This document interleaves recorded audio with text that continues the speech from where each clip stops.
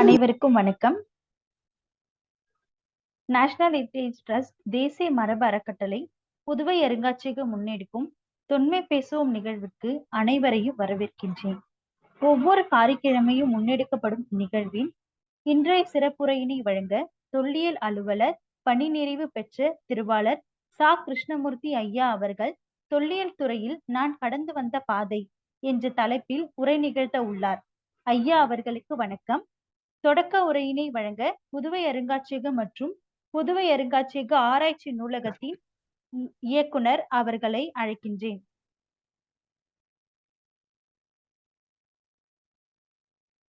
அனைவருக்கும் வணக்கம்.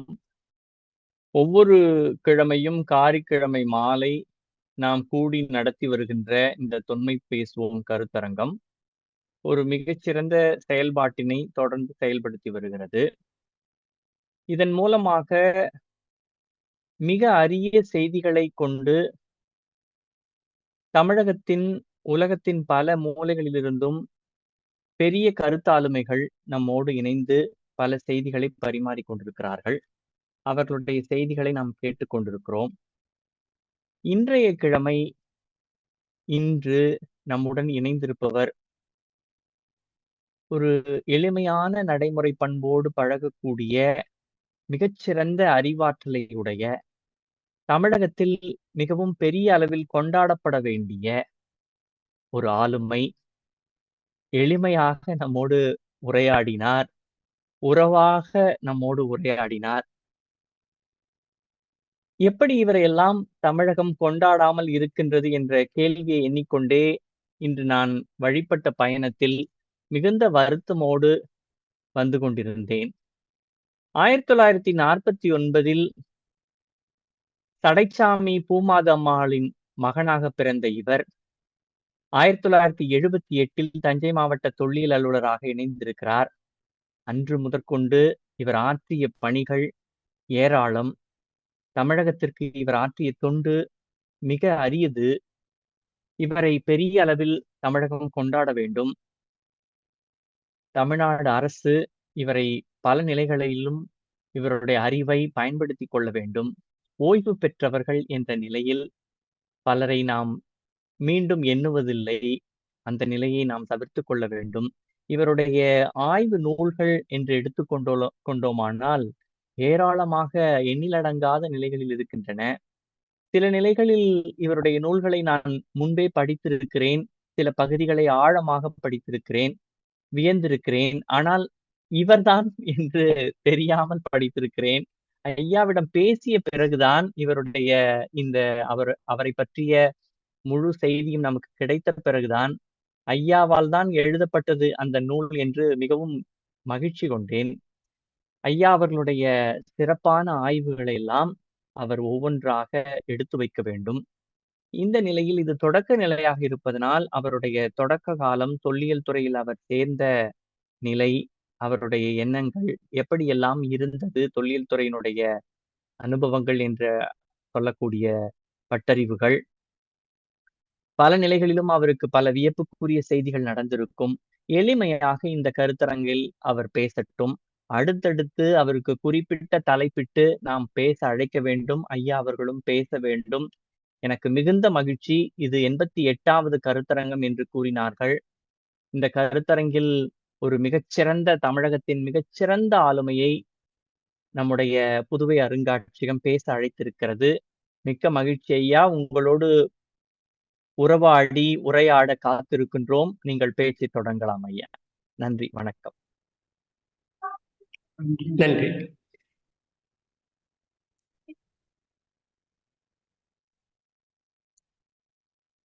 செம்மை நலம் அறியாத சிதடருடன் திரிவேனை மும்மை மலம் முதலாய முதல்வன்தார் நம்மையும் ஒரு பொருளாக்கி நாய்சிவிகை ஏற்றுவித்த அம்மை எனக்கு அருளியவாறு ஆறு பெறுவர் அச்சோடு எல்லா வல்ல இறைவனை வணங்கி என்னுடைய உரையை தொடங்குகின்றேன். புதுவை அருங்காட்சியகத்திற்கு முதற்கண் என்னுடைய நன்றியினையும் வணக்கத்தினையும் தெரிவித்துக் கொள்கின்றேன்.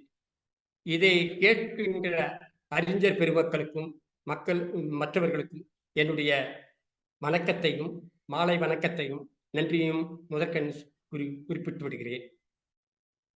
சேயாற்றங்கரையில் ஒரு சிற்றூரில் வாழ்ந்த என்னுடைய குடும்பம் வறுமை காரணமாக சென்னைக்கு குடிபெயர்ந்தது. இங்கே சென்னை வந்த பிறகு மாநகராட்சி பள்ளிகளில் தான் என்னுடைய கல்வி முடிந்தது. என்னுடைய தாயார் எழுத படிக்க தெரியாதவர் இருந்தாலும் கூட அவர் எப்படியாவது கல்லூரியில் நான் படிக்க வேண்டும் என்று பிடிவாதமாக இருந்தார். வறுமை சூழல் காரணமாக நான் ஏதாவது ஒரு வேலைக்கு போகலாம் என்று இருந்த அந்த நேரத்தில் அவர்களுடைய தந்த ஊக்கம்தான் கல்லூரியை சேர முடிந்தது. புகுமுக வகுப்பு முடித்த பிறகு தமிழை பாடமாக எடுத்து மாநில கல்லூரியில் முடித்தேன். பிறகு மீண்டும் வேலையில் என்னுடைய கவனம் செல்லும் போது டாக்டர் மூவா அவர்களை சந்திக்கும் ஒரு வாய்ப்பு எனக்கு கிடைத்தது. அவர் இளங்கலையோடு முடித்தால் தமிழுக்கு பயன் இல்லை, நீங்கள் முதுகலை முடிக்க வேண்டும் என்று சொன்ன பிறகு மீண்டும் சிரமம் எடுத்துக்கொண்டு அதே மாநில கல்லூரியில் முதுகலை முடித்தேன். முதுகலை முடித்துவிட்டு வேலைக்காக அலைந்து கொண்டிருந்த போது என்னுடைய ஒரு சாலை மாணாக்கர் ராமச்சந்திரன் என் வீட்டிற்கு வந்து, இன்றைக்கு தொல்லியல் துறையில் ஒரு இன்டர்வியூ நடக்கிறது, 125 ரூபாய் உதவி பணம் தந்து கல்வெட்டு பயிற்சி தருகிறார்கள், நான் போகிறேன், வருகிறாயா என்று கேட்டார். சரி என்று நானும் புறப்பட்டு சென்றேன். மந்தவெளியில் இருந்தது அலுவலகம். அங்கே சென்றால் 100க்கும் மேற்பட்டவர்கள் இருந்தார்கள். எப்படியோ அந்த நேர்முக தேர்விலே நானும் தேர்வு செய்யப்பட்டேன். அதன் பிறகு என்னை தஞ்சாவூரில் பணி ஏற்குமாறு ஆணை பிறப்பித்தார். தொல்லியல் துறையின் இயக்குநராக இருந்த என்னுடைய குரு நாகசாமி அவர்கள். 26/12/1978 தஞ்சை மாவட்ட தொல்லியல் அலுவலராக பணியில் சேர்ந்தேன். இந்த தொல்லியல் அலுவலர் பதவியை அவர் உருவாக்கிய விதம் கூட ஒரு சிறப்பானதாகும். அரசுக்கு தமிழ்நாட்டில் ஊவே சாமிநாத ஐயருக்கு பிறகு ஓலைச்சுவடிகள் சேகரிப்பதற்கு ஆட்கள் இல்லை. எனவே அரசு துறை மூலம் சேகரித்தால் பயனுள்ளதாக இருக்கும் என்று கருதி மாவட்டந்தோறும் ஒரு தொல்லியல் அலுவலர் பதவியை உருவாக்கி தமிழ்ச்சுவடிகள் சேகரிப்பு என்ற நிலையில் ஆரம்பித்து அந்த பதவியிலே நான் தஞ்சையில் சேர்ந்தேன். தஞ்சையில் சேர்ந்த சிறிது நாளிலே எனக்கு சிலர் ஓலைச்சுவடிகள் கொண்டு வந்து தந்தார்கள். அந்த ஓலைச்சுவடிகள் எல்லாம் கிரந்தம். அப்பொழுதுதான் வேலைக்கு வந்திருக்கிறேன். எனக்கு கிரந்த படிப்பினை ஒழிய அதனுடைய பொருள் தெரியாது. அதுவும் சிதைஞ்ச அந்த சுவடிகளை வைத்துக் கொண்டு என்னடா இப்படி ஆயிற்று என்று நினைத்து கொண்டிருந்த போது மறுபடியும் அந்த நினைவு வந்தது. தமிழ் ஓலைச்சுவடிகளை சேகரிப்பதற்காகத்தான் இந்த பதவியில் அமர்த்தப்பட்டிருக்கிறேன். எனவே சரி, பிறகு பார்த்துக் கொள்ளலாம் என்று வேறு பல ஊர்களிற்கும் சென்று ஓலைச்சுவடிகளுக்காக ஆய்வு செய்தேன். அவ்வாறு ஆய்வு செய்த சமயத்திலே மேல் சித்தாமூர் செஞ்சி வட்டத்தில் இருக்கக்கூடிய சமண மடத்தில் உள்ள சுவடிகள் இருப்பதாக கேள்விப்பட்டு அங்கே புறப்பட்டு வந்தேன்.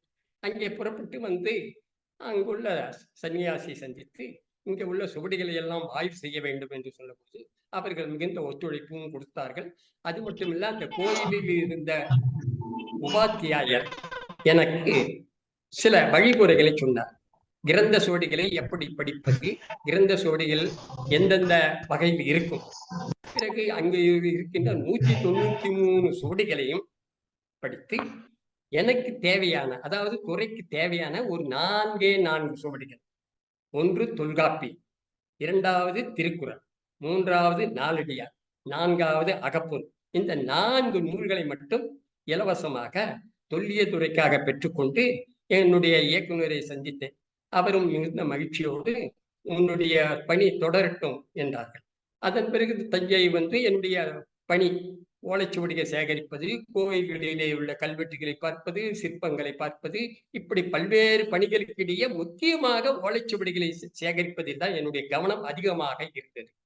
அந்த வகையிலே ஒவ்வொரு ஊருக்காக செல்லும் பொழுது சீர்காழிக்கு செல்லக்கூடிய ஒரு வாய்ப்பு ஏற்பட்டது. சீர்காழியில் உள்ள கோயிலை வழிபட்டு விட்டு அங்கு உள்ள குருக்களுடன் உரையாடும் போது இங்கே யாராவது ஓலைச்சுவடிகள் வைத்திருக்கின்றார்களா? அந்த பரம்பரை இருக்கின்றதா என்று கேட்கும்போது, இருக்கின்றது. முதலியார்கள் இருக்கின்றார்கள். அவர்களிடம் சுவடிகள் இருப்பது. ஆனால் உங்களை அவர்கள் அனுமதிக்க மாட்டார்களே என்று சொன்னார். சரி, சொல்லுங்கள் என்று சொல்லிவிட்டு, நான் அவர்களுடைய பெயர்களை மட்டும் எழுதி கொண்டு வந்துட்டு, நேரா திருப்பி விட்டேன். ஒரு கடிதம், அதாவது ஸ்டாம்ப் ஒட்டாமல் ஒரு கடிதத்தை அருணாசல முதலியார் என்பவருக்கு, இது மாதிரி உங்களிடம் ஓலைச்சுவடி இருப்பதாக கேள்விப்பட்டிருக்கிறேன், வந்து ஆய்வு செய்யலாமா என்று எழுதுகின்றேன். அவர் அந்த அந்த கடிதத்தை ரெஃப்யூஸ் பண்ணிவிட்டார், திருப்பி அனுப்பிவிட்டார்.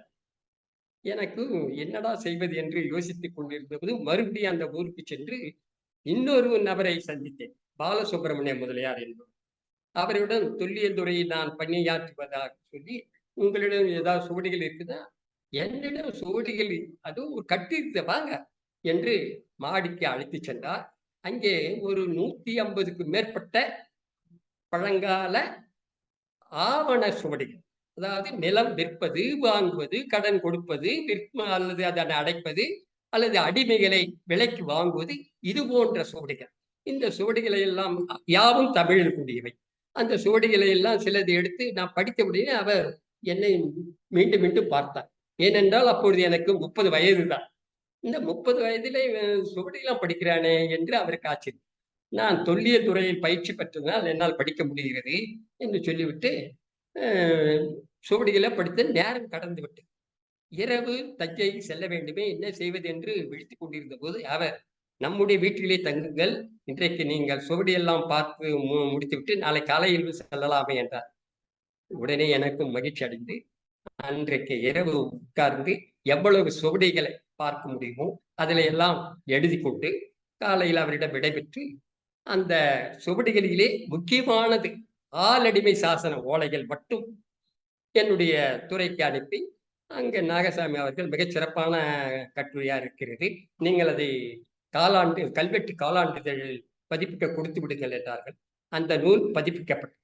அந்த கல்வெட்டு இதழை எடுத்துக்கொண்டு, ஒரு 2 இதழை எடுத்துக்கொண்டு மறுபடியும் சீர்காழிக்கு சென்று பாலசுப்பிரமணிய முதலியாரை சந்தித்தேன். அவரிடம் ஒரு நகலை கொடுத்து அவருடைய பெயரையும் அங்கே குறிப்பிட்டு, நன்றி, இவர்களிடம் இருந்தால் சுவடி பெறப்பட்டது என்ற குறிப்பும் கொடுத்ததும் அந்த கட்டுரையை பார்த்து அவருக்கு மகிழ்ச்சி தாழ முடியவில்லை. ஏனென்றால் பத்திரிகையில் பெயர் வந்தாலே பல பேருக்கு மகிழ்ச்சி இருக்கு இல்லையா? அது பிறகு பேசிக் கொண்டிருக்கும் போது அந்த அருணாசல முதலியார் பற்றியும் பேச்சு வந்து, நம்ம உறவினர் தானே, நான் இது உங்களுக்கு ஏற்பாடு பண்றேன், வாங்க, நீங்க ஒன்னும் பேசக்கூடாது, நானே பேசிக்கிறேன்னு சொல்லிட்டு அவரிடம் அழைச்சு சென்றார். இந்த கல்வெட்டு இதழை கொண்டு சென்று அவரிடம் காட்டி, இந்த ஓலைச்சுவடி சேகரிப்பில் வந்திருக்கிறார், இவரிடம் என்ன சுவடி என்று பார்க்கலாம். அவர் என்னை பார்த்துட்டு, இந்த பையன் போய் படிப்பானான்னு ஒரு சந்தேகம் வந்தது போல. உடனே அவருடைய பணியாளரை கூப்பிட்டு மாடியில் ஒரு சுவடி எடுத்துட்டு வைப்பார் என்றார். அந்த சுவடி எடுத்துட்டு வந்தார். அந்த சுவடி கம்பராமாயண சுவடி எடுத்து, ஏற்கனவே முதுகலையில் இளங்கலை எல்லாம் தமிழ் இது கம்பராமாயணம் படித்த பழக்கம் இருக்கு இல்லையா? எடுத்த உடனே அந்த சுவடியை படித்தேன். அது யார் எழுதுது, எந்த நூற்றாண்டில் அல்லது எந்த இடத்தில் யாருக்காக எழுதப்பட்டது, இந்த விவரங்கள் எல்லாம் சுவடியினுடைய முதலிலும் கடைசியிலும் அந்த பகுதி இருக்கும். அதை படித்த உடனே அவருக்கு ஆச்சரியமும் தாங்க முடியவில்லை. ஏன்னா வயதுதான் அவங்களை பார்க்கிறார். பிறகு வந்துட்டு சரி, இன்னும் 2-3 சுவடியை கொண்டு வந்து கொடுத்து படிக்க சொல்லிவிட்டு, சரி, நீங்க வந்துட்டு இவ்வளவு சுவடி இருக்கு, எங்ககிட்ட ஏறக்குறைய 100 சுவடி இருக்கு, நீங்க எப்படி பட்டியல் எடுக்க முடியும்? நான் வெளியெல்லாம் கொடுக்க முடியாது. வேணா ஒண்ணு செய்யலாம், என்னுடைய மாடியில தங்கிக்குங்க, நீங்க சுவடிகள்லாம் பார்த்து ஆய்வு பண்ணுங்க. அப்புறம் ஒரு 3 நாட்கள் அங்கே தங்கி இருந்து அந்த சுவடிகளை எல்லாம் பார்வையிட்டு, அதாவது சுவடியினுடைய முதல் பக்கமும் கடைசி பக்கத்திலும் அந்த சுவடியினுடைய விவரங்கள் பெரும்பாலும் இருக்கும், அல்லது இல்லாவிட்டால் அதில் உள்ள பக்கங்களை பார்த்து அதில் உள்ள முக்கியமான இது, ஏன்னா தமிழ் படித்து இருக்கின்றது காரணத்தால் பல பாடல்கள் நமக்கு தெரியும், அந்த குறிப்பெல்லாம் எழுதி கொண்டேன். ஏறக்குறைய கம்பராமாயணம் மட்டுமே 10 சுவடிகள் இவரிடம் இருந்து, வேறு எங்குமே நான் இதை கேள்விப்பட்டதே இல்லை. ஒரு சுவடி 2 சுவடி வைத்திருப்பார்கள். அந்த சுவடிகள் எல்லாமே கண்டில் ஒத்துக்கொள்ளலாம். அந்த அளவுக்கு அவர்கள் பாதுகாப்பாக வைத்திருந்தார்கள். அரசு துறையில் கூட இந்த மாதிரி சுவடி பாதுகாக்க மாட்டார். இந்த சுவடிகளை எல்லாம் ஒரு வகையாக முடித்துவிட்டு அவர் என்ன நினைத்தாரோ தெரியவில்லை. இந்த சுவடிகளை எல்லாம் அரசுக்கு நான் கொடுத்து விடுகிறேன் என்று சொல்லி அவரே ஒரு மரப்பெட்டியும் தயார் செய்து என்னை அந்த அந்த சுவடிகள் எல்லாம் மரப்பெட்டியில் வைத்து ஒரு ஆளை கூட்டி இவரை பஸ்ஸில் பேருந்திலே ஏற்றிவிட்டு வாருங்கள் என்றார். அதன் பிறகு நான் அந்த சுவடிகளோடு சென்னைக்கு சென்று இயக்குநரிடம் குறிப்பிட்டேன். அவருக்கும் மிகுந்த சந்தோஷம். அதன் பிறகு வந்துட்டு ஏறக்குறைய ஒரு ஓராண்டு 2 ஆண்டுக்கு அந்த சுவடியினுடைய பட்டியலை தயாரிப்பதிலே என்னுடைய கவனம். இதற்கு இடையிலே வேறு பல இடங்களில் இருந்து சுவடிகள் வாங்கி கொண்டிருந்தேன். அது மட்டும் இல்ல, இங்கே கங்கை என்ற சோழபுரத்திலே அகழாய்வு நடந்தது. அந்த அகழாய்விலையும் கலந்து கொள்ள வேண்டிய அவசியம் இருந்து அங்கேயும் கலந்து கொண்டேன். அது இல்லாம வேறு பல பணிகளையும் செய்து கொண்டு இந்த சுவடியினுடைய பட்டு தயாரிப்பு பணியும் மேற்கொண்டிருந்தேன். அந்த சமயத்திலே வேதாரண்யத்தில் சுவடிகள் இருப்பதாக எனக்கு தகவல் வரவே சரி என்று அங்கு புறப்பட்டு சென்றேன். அங்க இந்த ஊரில் சென்ற தியாகராசர் என்பவருடைய வீட்டில் பரண் மீது ஒரு 50க்கும் மேற்பட்ட சுவடிகள் வைக்கப்பட்டிருந்தது. அந்த சுவடிகள் யாவும் யாழ்ப்பாணத்திலிருந்து வந்தது. அந்த யாழ்ப்பாணத்திலிருந்து வந்தவர்கள் இங்கே நிரந்தரமாக வாழ்ந்து வருகிறார்கள். 1 மணி நேரம் 1.5 மணி நேரத்தில் அவர்கள் சென்று விடுவார்களாம் யாழ்ப்பாணத்துக்கு. அந்த சுவடிகளை எல்லாம் பார்க்க கேட்டபோது அவர் மறுத்து விட்டார். அவர் மறுத்து விட்டனே அவர் அந்த வீட்டினுடைய உரிமையாளரிடம் கேட்டும்போது சொக்கநாத தேசிகர் என்று பெயர், யாழ்ப்பாணத்தில் இருந்து வந்தவர். அவர் நான் ஏற்பாடு செய்கிறேன், நீங்கள் போய் மற்றொரு நாள் வாங்கல் என்று. பிறகு மற்றொரு நாள் சென்றபோது அவரே நேரில் வந்து சுவடிகள் எல்லாம் எடுத்து ஆய்வுக்கு உதவினார். நானும் ஏறக்குறைய ஒரு நாள் அந்த சுவடிகள் எல்லாம் முடித்துவிட்டு அவர் சுவடிகளை எல்லாம் நாங்க இது மேல என்ன செய்ய போறோம், நீங்க அரசுக்கு எடுத்துக்கலான்ட்டு இலவசமாகவே எவ்வாறு இங்க இதுல கொடுத்தாரு அதே மாதிரி அவருக்கு இந்த ஒரு மரப்பெட்டியில வைத்து அந்த சுவடிகளை எல்லாம் கொடுத்து அனுப்பினார். அதிலே பல சுவடிகள் அச்சில் வராத சுவடி. அந்த அச்சில் வராத சுவடிகளை எல்லாம் நகல் செய்து, குறிப்பாக கந்தசாமி புறவஞ்சி என்ற ஒரு பிள்ளையார் கதை. இந்த பிள்ளையார் கதை வந்து இலங்கையிலே அச்சிட்டு இருக்கார், ஆனால் தமிழ்நாட்டிலே அச்சிடவில்லை. அப்புறம் வேறு 2 நூல்கள், இந்த நூல்களை எல்லாம் அச்சில் வரவில்லை என்ற தகவலை கொடுத்த உடனே இயக்குனர் நாகசாமி அவர்கள் அருணாசலம், அந்த காலத்திலே 100 ஆண்டு கால தமிழ் இலக்கிய வரலாறு எழுதி புகழ் பெற்றவர். அது அவரிடம் இந்த குறிப்பை அனுப்பி இது அச்சில் வந்ததா என்று கேட்டு அச்சில் வரவில்லை என்று உறுதி செய்து கொண்டதற்கு அதனை அச்சிடலாம் என்று முடிவு செய்தார். ஆனால் நிர்வாக கோளாறு காரணமாக அல்லது நிதி நெருக்கடியின் காரணமாக அந்த நூல் கடைசி வரை அந்த 4 நூலும் துறை வாயிலாக வரவே இல்லை. அதன் பிறகு தஞ்சைக்கு அருகில் உள்ள வல்லம், அந்த ஊர்ல தமிழ் பல்கலைக்கழகம் தோன்றுவதற்கு முன்னர் அங்கே உள்ள கோட்டை மேடு எல்லாம் நான் ஆய்வு செய்தேன். அவ்வாறு ஆய்வு செய்த போது ஏறக்குறைய ஒரு 7 கோயில்கள் அங்கே இருந்தன. அந்த 7 கோயில்களிலே கல்வெட்டுகள் இருக்கிறது. அந்த கல்வெட்டோடு சில குருக்கள் வந்துட்டு என்னிடம் இங்கே ஒரு தலபுராணம் இருக்கிறதே பார்த்தீர்களா என்றார். அது எங்கே இருக்கிறது என்று சொல்லும் பொழுது அங்கே பரதேசி மடம் ஒரு மடம் இருக்கு, அந்த மடத்தை போய் நீங்க கேட்டு பாருங்க. அந்த மடத்துல 85 வயது உடைய கோவிந்தசாமி என்பவர் அங்கே இருந்தார். அவரிடம் கேட்கும்போது ஆமாம் எங்களிடம் இருக்கிறது என்று எடுத்து காட்டினார். அந்த சுவடியோடு அது நகல் செய்த காப்பியம் அவர்கிட்ட இருக்கு. அதாவது 1913 அந்த ஊரை சேர்ந்த ஒரு ஆசிரியர், கூத்தபிரான் என்ற ஆசிரியர் 1913 அந்த நூலை அச்சிடுவதற்காக முயற்சி எடுத்திருக்கின்றார். அவருக்கு கிடைத்த சுவடி உரை இல்லாத சுவடி. அது மட்டும் இல்லாத அந்த சுவடியிலே வந்து பல பாடல்கள் சிதைந்தும் புரிந்தும் இருந்ததனால் அவர் அந்த பாடல்களுக்கெல்லாம் அவரே ஒரு பாடல்களை எழுதி அதனை உடுக்குறியில் காண்பித்து இது நான் எழுதியது, இதில் சுவடியில் இல்லாதது என்று குறிப்பெல்லாம் வைத்து பதிப்பிற்கு தயார் பண்ணார். ஆனால் அந்த நூல் வரவே இல்லை. அந்த குறிப்புள்ள சுவடியும் அது இல்லாத உரையோடு கூடிய சுவடியும் இருந்தது. நான் எங்கள் துறைக்கு கேட்ட பொழுது அவரும் மறுத்து விட்டார். மறுத்துவிட்டு, வேண்டுமென்றால் ஒன்று செய்யுங்கள், நேரில் வந்து நகல் செய்து கொண்டு போங்கள் என்றார். சரி என்று சொல்லிவிட்டு தினமும் மதிய நேரத்தில் அங்கிருந்து புறப்பட்டு இங்கே ஒரு 1 மணிக்கு வந்து உட்கார்ந்து ஒரு 10 நாட்கள் நகல் செய்தேன். 10 நாட்கள் நான் நகல் செய்வதை பார்த்து அவருக்கு என்ன தோன்றியதோ, ஐயா நீங்கள் சுவடியை எடுத்துக்கொண்டு செல்லுங்கள் என்று குறிப்பிட்டார். பிறகு அவரிடம் எழுத்து மூலமாக சுவடி வாங்குவதற்கு ஒப்புதல் தந்துவிட்டு எங்கள் துறைக்கு கொண்டு வந்து கொடுத்தோம். அப்பொழுது அந்த சுவடியை வந்துட்டு தமிழ்நாடு அரசு தொல்லியல் துறையின் மூலம் நூல் விரைவில் வெளியிடப்படும் என்ற ஒரு ஆணையையும் அவருக்கு அந்த கோவிந்தசாமிக்கு அனுப்பி வைத்தார்கள். ஆனா அந்த நூலும் வரவில்லை. இந்த சுவடிகளில் இருக்கின்ற அந்த சமயம் ஒரு 5 ஆண்டுகள் கழித்து திடீரென்று எனக்கு தருமபுரிக்கு மாற்றுதலாய், நல்ல வளமான பகுதியில் தஞ்சையில் கோயில்கள் நிரம்பிய இடத்தில் இருந்து எனக்கு தருமபுரி செல்வதற்கு கொஞ்சம் தயக்கமாகத்தான் இருந்தது. இருந்தாலும் ஆணையை மீற முடியுமா? சரி என்று அந்த தருமபுரி மாவட்டத்துக்கு சென்றேன். இங்கே தஞ்சை மாவட்டத்தில் நான் மேற்கொண்ட பணி வேறு, அங்கே மேற்கொண்ட பணி வேறு. ஏனென்றால் அது ஒரு மலை பிரதேசம். அது மட்டும் இல்லாமல் நடுகல் பூமி. எனவே நடுகற்களிலும் மலைகளில் உள்ள குகைகளில் ஓவியங்களிலும் என்னுடைய கவனத்தை செலுத்தினேன். எது நமக்கு கிடைக்குமோ அங்கே அதை தோடும். அதே போல அந்த பல இடங்களிலே வந்து நடுகற்கள், புது புது நடுகற்கள் ஏற்கனவே அச்சில் வராத பல நடுகற்களை கண்டுபிடிக்கக்கூடிய ஒரு வாய்ப்பு எனக்கு ஏற்பட்டது.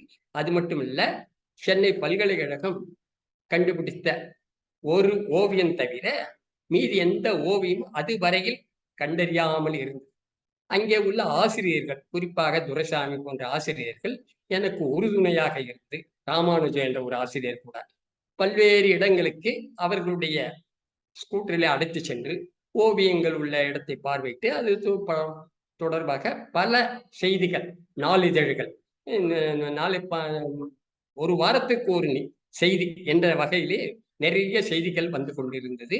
பல கண்டுபிடிப்புகள், மலையில் உள்ள ஓவியங்கள் மட்டுமல்ல, நடிகர்கள் மட்டுமல்ல, புதையலில் அவ்வப்போது காசுகள் கிடைத்து கொண்டு வந்தன. அது முக்கியமாக பார்த்தீங்க என்றால், அரூர் பக்கத்திலே ஒரு வாழைத்தோட்டத்தை வாழைத்தோட்டம் போடும்போது எதிர்பாராத விதமாக கிடைத்த காசு, நவலை என்ற பெயர், அது அரசு கொண்டு வரப்பட்டு தாலுகா அலுவலகத்தில் வைக்கப்பட்டது. அந்த செய்தி மாவட்ட ஆட்சியருக்கு செல்லவே, மாவட்ட ஆட்சியருடைய உதவியாளரிடத்து எனக்கு ஒரு குறிப்பு வந்தது. உடனடியாக அலுவலகத்துக்கு வரணும். மாவட்ட ஆட்சியர் அலுவலகம் சென்ற பிறகு அவர் அந்த காசுகளுடைய நிழற்படத்தை காட்டி, இந்த வெள்ளி காசுகளாக இருக்கிறது, அநேகமாக ஆங்கிலேயர் காலத்து காசுகளாக இருக்கலாம், நீங்கள் ஆய்வு செய்வீர்களா என்றார். சரி என்று சொல்லிவிட்டு உடனே அவர்கள் அதற்கான ஒரு ஆணையையும் பிறப்பித்தார்கள். அந்த ஆணையை எடுத்துக்கொண்டு மறுநாளே நான் அரூர் வட்டாட்சியர் அலுவலகத்துக்கு சென்றேன். வட்டாட்சியர் அலுவலகத்தில் இருக்கின்ற அந்த காசுகளை உதவி வட்டாட்சியர் கொண்டு வந்து வைத்தார். பார்த்தீர்கள் என்றால் 390 பஞ்ச் மார்க்டு காயின், அதாவது அச்சு குத்தப்பட்ட அந்த காசு. அவர்கள் எல்லாம் வெள்ளியில் இருக்கிறதுனால ஆங்கிலேயர் காலத்து காசுன்னு நினைச்சுக்கிட்டான். அந்த காசு பார்த்த உடனே எனக்கு பிரமிப்பு வேற. ஏன்னா இந்த அச்சு குத்தப்பட்ட காசுகள் பல இடத்துல கிடைச்சிருக்கு, ஆனா இவ்வளவு மிகுதியான அளவில் கிடைத்தது வேறு. அது மட்டும் இல்ல, சில காசு எல்லாம் ஒன்றோடு இது உராஞ்சி அதனால களிம்பு ஏறி வேறும், அதனால வந்துட்டு இது தங்க இருந்திருக்குமோ என்ற ஒரு ஐயப்பாடு கூட, தங்க காசுகள் இருந்திருக்குமோ என்ற ஐயப்பாடு கூட இருக்கு. பிறகு ஒரு வகையா பார்த்து அந்த காசுகளை எல்லாம் பெற்றுக்கொண்டு நேராக சென்னைக்கு புறப்பட்டுட்டேன். அப்பொழுது பொங்கல் பண்டிகை, அந்த சமயத்தில் பொங்கல் கூட நான் என்னுடைய வீட்டில் இல்லாமல் சென்னைக்கு வந்து விட்டேன். அந்த காசுகளை கொண்டு வந்து காட்ட உடனே நாகசாமி, எங்களுடைய இயக்குநராக இருந்த நாகசாமி மிகுந்த மகிழ்ச்சி அடைந்து அதனை நிழற்பட எடுத்துக்கொண்டு சென்னை தொலைக்காட்சியில் மற்றும் எல்லா இடத்தையும் கொண்டு போய் அது தொடர்பான செய்திகள் வந்தன. அது மட்டும் இல்லாமல் தினமலர் ஆசிரியர் கிருஷ்ணமூர்த்தி மறுநாளே அலுவலகத்தில் வந்து அந்த காசுகளை எல்லாம் பார்த்துவிட்டு என்னோடு சில காசுகள் தொடர்பாக விவாதங்கள்லாம் செய்தார். இது தொடர்பாக தினமணி நாளிதழில் வாசகர் வட்டத்திலே பல கட்டுரைகள் எல்லாம் வந்து கொண்டிருந்தது, செய்தி மடல். அந்த செய்தி தினமலரிலே முதல் பக்கத்தில் தலைப்புச் செய்தியாக நவலையில் கண்டுபிடித்த காசு பஞ்ச் மார்க்கெட் காயின் என்ற தலைப்பிலே போட்டிருந்தார்கள். மிகுந்த மகிழ்ச்சியாக அந்த சமயம் இருந்தது. அதன் பிறகு அங்கே சில ஓலைச்சுவடிகள், அங்கே தருமபுரியிலும் ஓலைச்சுவடிகள் இருக்கா. ஆனா அந்த ஓலைச்சுவடி பெரும்பாலும் பார்த்தீர்கள் என்றால் நாடக சுவடிகளாக. அங்கே பார்த்தீங்கன்னா தலபுராணம் இல்ல நாடக சுவடிகள். அதில் பல சுவடிகளிலே பார்த்தீர்கள் என்றால் கிருஷ்ண நாடகம் என்று ஒரு சுவடி, அது அச்சில் வராதது. அதே போல பிரகலாத சரித்திரம், பிரகலாத சரித்திரம் என்ற கதை பல நாடகங்களாக வந்திருக்கிறேன். ஆனால் இந்த சுவடி அச்சில் வராத. அதே போல பல சுவடிகள் அச்சில் வராதது இருந்தது. அந்த சுவடிகளை எல்லாம் என்னுடைய கவனத்தின் சென்றது. அதனை நகல் செய்யும் பணியிலும் சனி ஞாயிறு போன்ற நாட்களில் அலுவலகத்திலே உட்கார்ந்து அந்த பணியினை நான் மேற்கொண்டேன். எல்லாம் முடித்துவிட்டு வெள்ளையாம்பட்டு சுந்தரம் ஒரு நாள் அலுவலகத்துக்கு வந்து என்னுடைய பணியெல்லாம் பார்த்துட்டு, சரி நீங்க எல்லாம் செய்றீங்க ரைட்டு, ஆனா உங்களுடைய பெயர் நிலைக்கிற மாதிரி நீங்க ஏதாவது புத்தகம் எழுதினா தானே இது சரியா இருக்கும். நீங்க அலுவலகத்துக்கு உங்களுடைய குறிப்புகளை அனுப்பி வைத்து என்ன பயன் என்றார். நான் எப்படி புத்தகம் போட முடியும், நான் வழி செய்கிறேன்னு சொல்லிட்டேன். அதன் பிறகு இந்த மாவட்ட ஆட்சியர் அலுவலகத்தோடு தொடர்பு கொண்டு ஓலைச்சுவடி பதிப்பிப்பு ஏதா என்றால் உதவித்தொகை தரும், அவர்கள் ஒரு உதவித்தொகை தருவது என்றும், ஆனால் கல்வெட்டு தொடர்பானவை இருந்தால் முடியாது என்று சொல்லிவிட்டதால அந்த பிரகலாத சரித்திரம் என்ற ஓலைச்சுவடி நகல் செய்து அந்த தகடூர் மாவட்ட வரலாற்று பேரவை மூலம் வெளியிடுவதற்கு ஏற்பாடு செய்தேன். நான் தொல்லியலில் ஆர்வம் உள்ளவன் என்பதனால் அந்த மாவட்டத்தினுடைய வரலாற்றையும் அதோடு சேர்த்து தருமபுரி வரலாறும் பிரகலாத சரித்திரமும் என்ற பெயரில் நூல் வெளியிடுவதற்கு முயற்சி எடுத்து அந்த நூல் மிக விமர்சையாக நடந்தது. அது மட்டுமில்லை, நடிகர்கள் தொடர்பாக ஒரு கருத்தரங்கு காலையில் வைத்து நடத்திவிட்டு மாலையில் இந்த நூல் வெளியீட்டு விழாவை வைத்தோம். இந்த நூல் வெளியீட்டு விழா வந்த பிறகு சென்னை தொலைக்காட்சியில் இருந்தும் எனக்கு பேசுவதற்கு அழைப்பு வந்திருந்தது. அந்த சமயத்திலே எனக்கு ஒரு வாரம் கழித்து மறுபடியும் மாற்றுதல், சிதம்பரத்துக்கு மாற்றுதலாய். எனக்கு தருமபுரியினுடைய இது ரொம்ப பழகி போச்சு. அங்கே எல்லாமே ஏறளவு விலைவாசி குறைவானது, நல்ல இது சீதோஷ்ண நிலை இருந்தாலும் கூட மாற்றுதல் வரும்பொழுது சரி என்று சிதம்பரத்திற்கு மாறிவிட்டது. என்னுடைய சிதம்பரத்துக்கு வந்து பணி முழுமையாக மாறிவிட்டது. அதாவது ஓலைச்சுவடியில் பதிப்பித்தது விட கல்வெட்டுகளில் என்னுடைய கவனம் சென்றது. இதுவரையில் கல்வெட்டுகளில் அல்லது செப்பேடுகளில் வராத செய்திகளாக ஆய்வு செய்த மேற்கொண்டேன். தஞ்சாவூரில் உள்ள எல்லா மடங்களையும் நேரில் சென்று நான் ஆய்வு செய்திருக்கிறேன். அதில் குறிப்பாக திருவாவடுதுறை ஆதீனத்தில் என்னுடைய பணி மிக மிக அதிகமான பணியாகும்.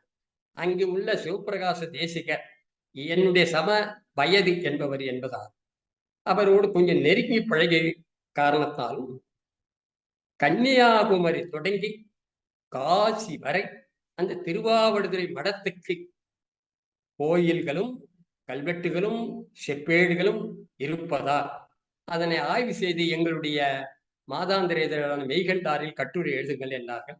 நானும் அவ்வாறே அந்த கட்டுரையை எழுதி கொண்டு வந்திருந்தேன். எல்லா கட்டுரையும் எழுதி முடித்து ஒரு நிலையில் இதை ஒரு நூலாக வெளியிட்டால் நன்றாக இருக்கும் என்று சொன்னது திருவாவடுதுறை ஆதீன வரலாறு என்ற பெயரில் ஒரு நூலும், திருவாவடுதுறை ஆதீனத்திலே 81 செப்பேடுகள் இருக்கு. புலவர் ராசு அது தொடர்பாக சில கட்டுரைகள் எழுதியிருந்தார். ஆனால் அந்த 81 செப்பேடுகளும் ஒரு நூலாக அதுவரையில் வரவில்லை. எனவே அதில் என்னுடைய கவனத்தை செலுத்தினேன். விடுமுறை நாட்களில் திருவாவடுதுறை ஆதீனத்திற்கு சென்று அங்கே உள்ள அந்த ஏடுகளை எல்லாம் படித்து குறிப்பெடுத்துக் கொண்டு அதனுடைய மூலம் கல்வெட்டு மூலம் 81 செப்பேடுகள் எழுதி முடித்து அது ஒரு நூலாக திருவாவடுதுறை ஆதீன செப்பேடுகள் என்ற ஒரு நூலாகவும், திருவாவடுதுறை ஆதீன வரலாறு என்ற நூலாகவும் வெளியிட்டு அந்த திருவாவடுதுறை ஆதீன வரலாறு தமிழ்நாடு அரசுடைய முதல் பரிசினை பெற்றுள்ளது. இவ்வாறு என்னுடைய பணி ஒவ்வொரு மாவட்டத்துக்கு ஏற்ப அதை மாற்றிக்கொண்டே இருந்தார். அதே நேரத்தில் நடிகர்கள் தொடர்பாக என்னுடைய கவனம் இருந்து கொண்டே இருந்தது. ஏனென்றால் ஒரு 5 ஆண்டுகள் தருமபுரியில் இருந்ததாலும் என்னுடைய சொந்த மாவட்டம் திருவண்ணாமலை மாவட்டம் என்பதனாலும் அங்கே ஏராளமான நடிகர்கள் இருப்பதனால் அதிலேயே என்னுடைய கவனம் இருந்தது. புது புது நடிகர்கள் கண்டுபிடிக்கும் போது அது பற்றி குறிப்புகளை எல்லாம் எழுதி கொண்டு வந்து சென்னைக்கு மாறுதலாகியிருந்த பிறகு நான் மாவட்டத்தினுடைய தொல்லியல் அலுவலராக அமைந்த போது காஞ்சிபுரம் மாவட்டத்தில் உள்ள கோயில்களை எல்லாம் ஆய்வு செய்கின்ற பணியோடு கல்வெட்டுகளை படியெடுக்கின்ற பொறுப்பு என்னை சார்ந்ததாக இருந்தது. என் தலைமையில் பல சிற்றெழுத்தர்கள் கல்வெட்டுகளை படியெடுத்தார்கள். ஒரு 1000க்கும் மேற்பட்ட கல்வெட்டுகளை படியெடுத்தார். அதில் ஏறக்குறைய ஒரு 500 கல்வெட்டுகளை படித்து கொடுத்தேன். அது மட்டும் இல்லாமல் தருமபுரி மாவட்டத்திலே கிருஷ்ணகிரி மாவட்டத்தில் இருந்த கல்வெட்டுகளை எல்லாம் படித்து அதையும் ஒரு நூலாக நானும் என்னுடைய மூத்த அறிஞர் ராஜகோபாலும் சேர்த்து கிருஷ்ணகிரி மாவட்ட கல்வெட்டுக்கள் என்ற பெயரிலே ஒரு நூல் வெளியிட்டோம். அது மட்டுமின்றி தொல்லியல் கையேடு என்ற பெயரிலே நானும் செல்வராஜ் அந்த மாவட்டத்தினுடைய தொல்லியல் அலுவலராக பணியாற்றி வந்த செல்வராஜும் சேர்த்து ஒரு நூலை வெளியிட்டும். அதுவும் இப்பொழுது அந்த நூல்கள் எல்லாம் கிடைப்பது கூட அருமையாக இருக்கலாம். இவ்வாறு இந்த கல்வெட்டுகளிலும் ஓலைச்சுவடைகளிலும் என்னுடைய கவனம் செலுத்தும் போது இன்னொன்றிலையும் கவனம் செலுத்தினேன். அதாவது இதுவரையில் அச்சில் வராத நூல்கள், அதில் என்னுடைய கவனம் குறிப்பாக திருக்குறள் நாலடியார், இதில் என் கவனம் ஏற்கனவே அச்சில் வராத திருக்குறள் தொகுதி 3 அது சிதம்பரத்தில் இருக்கும் பொழுது துறை வாயிலாக வெளியிடப்பட்டது. சென்னைக்கு மாற்றுதலாகி வந்த பிறகு இந்த நூலோடு இந்த நாலடியார் நூல், இதுல ஒரு சுவாரஸ்யமான செய்தி என்னவென்றால், ஆறுமுக நாவலர் சேகரித்த சுவடிகளில் ஒன்றுதான் அந்த நாலடியார் சுவடி.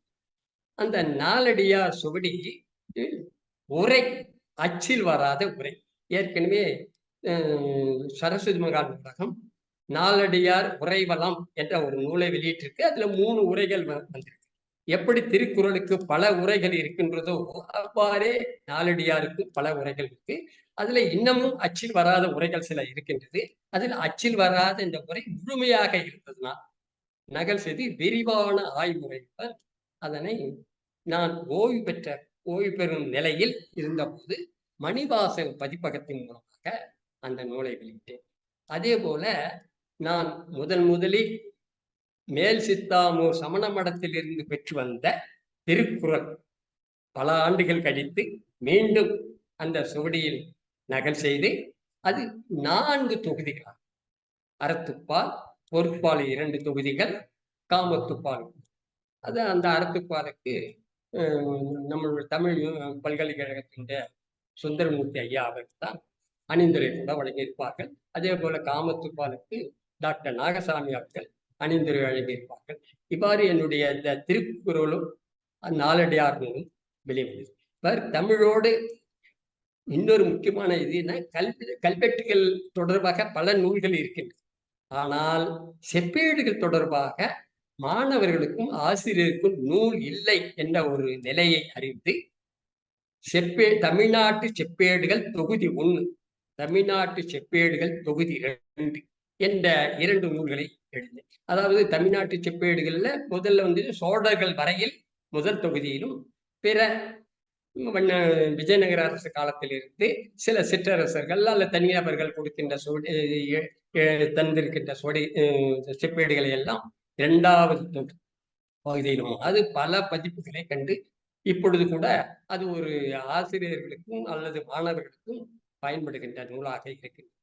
அது மட்டுமின்றி இந்த சோழர் செப்பேடுகள்ல இருமொழி கொண்ட செப்பேடுகள் குறிப்பாக ஆங்கிலத்தில் வந்தது ஒழிய தமிழில் ஒரு நூலும் வரவில்லை.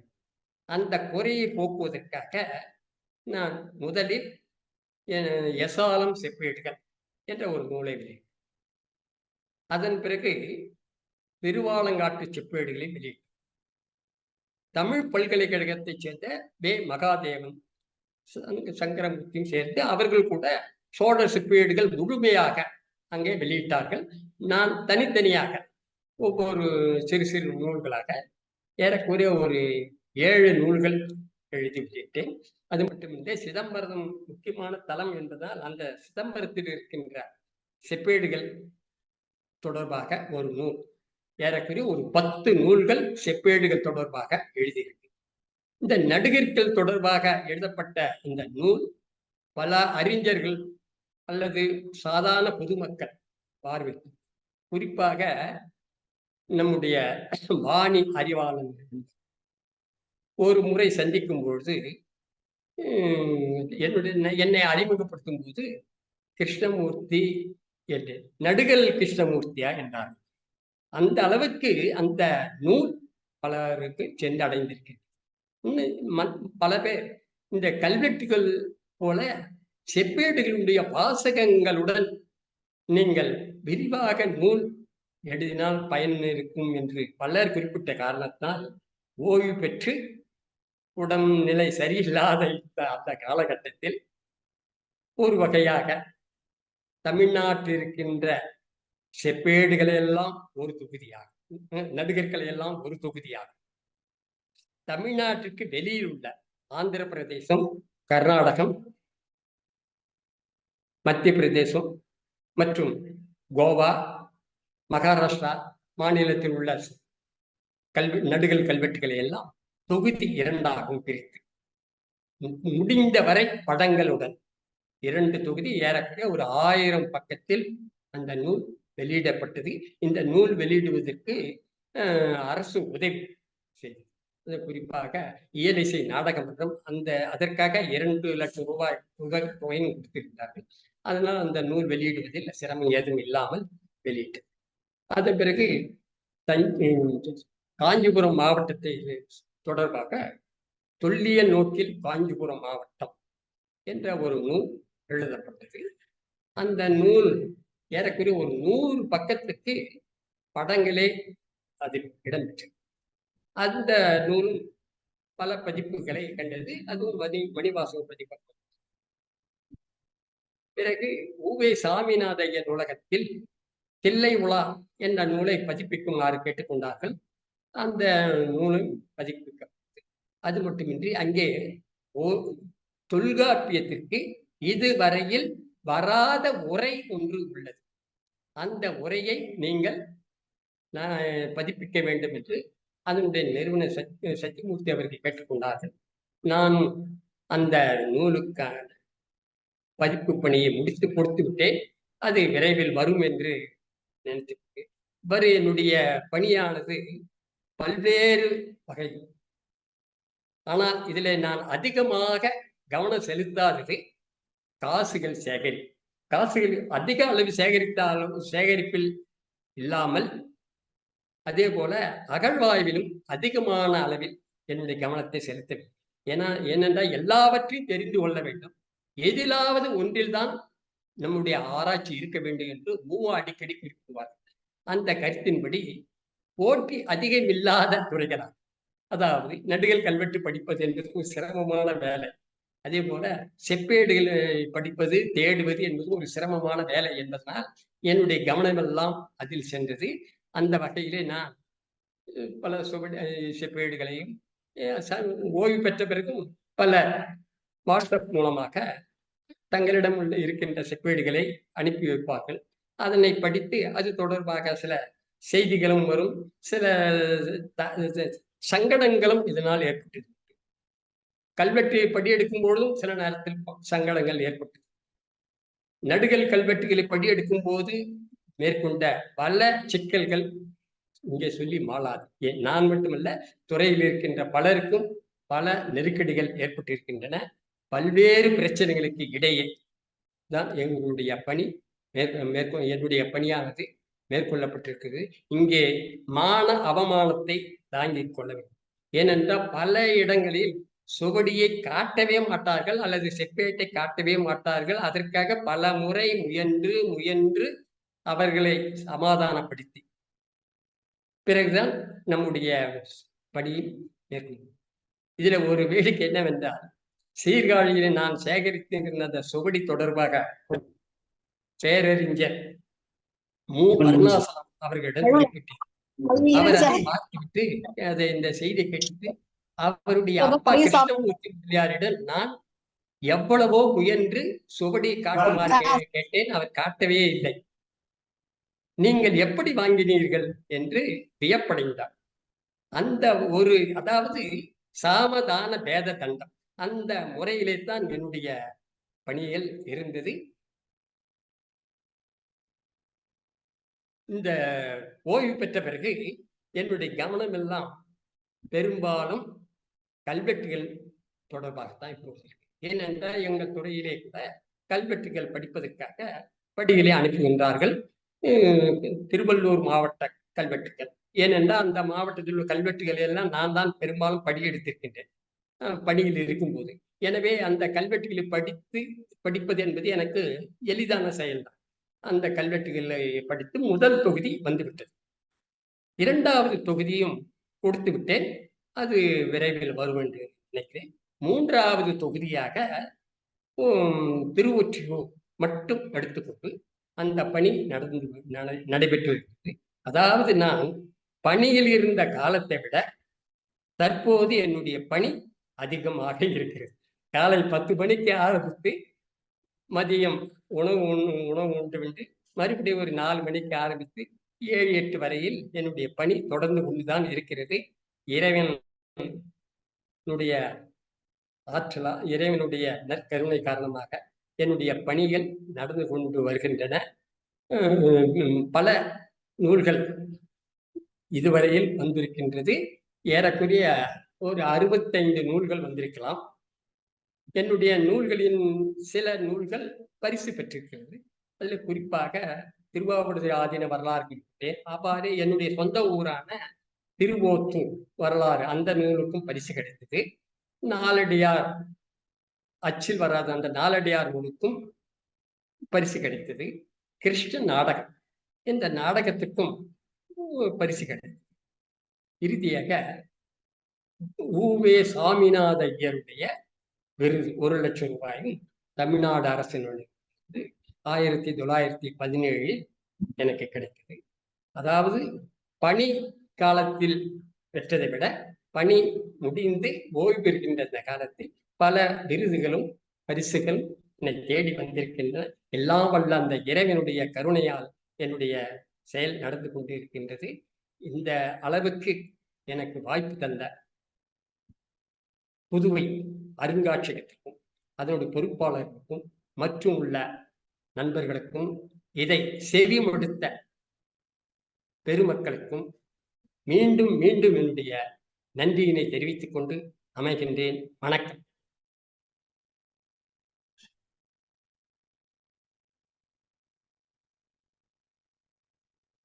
நன்றிங்க ஐயா. பங்கேற்பாளர்கள் ஏதேனும் கேள்விகள் இருப்பின் ஐயாவிடம் கேட்டு தெளிவு பெறலாம். ஹலோ ஐயா, வணக்கம் ஐயா. ஹலோ ஹலோ கேட்கல, கொஞ்சம் சத்தமா சொல்லுங்க ஐயா. நீங்க பேசுறது கேக்குதுங்க ஐயா, சொல்லுங்க.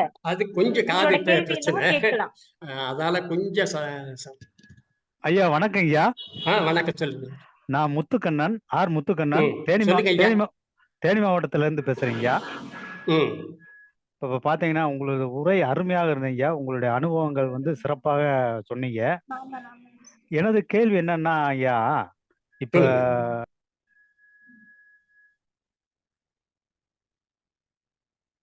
சொல்லுங்க ஐயா.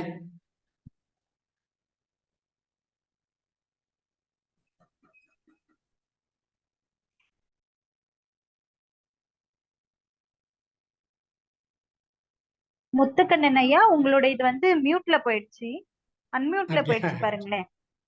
அதை ஓகே. எடுத்துட்டு பேசுங்க. அடுத்து யாராவது பேசு. அதாவது ஐயா, ஓலைச்சுவடிகள், கல்வெட்டுகள், அதே மாதிரி செப்பு பட்டயங்கள், அதே மாதிரி பாறையில வடித்த அந்த ஓவியங்கள், இதுல வந்து எது முற்காலத்துல காலத்தை உணர்ச்சிச்சு உங்களுடைய கண்டுபிடிப்பு? காலத்தால் முந்தியது என்று எடுத்துக்கொண்டால் ஆமாய்யா, ஓவியங்கள் தான். அதாவது மனிதன் எழுத்துக்களை எல்லாம் கண்டுபிடிப்பதற்கு முன்பு.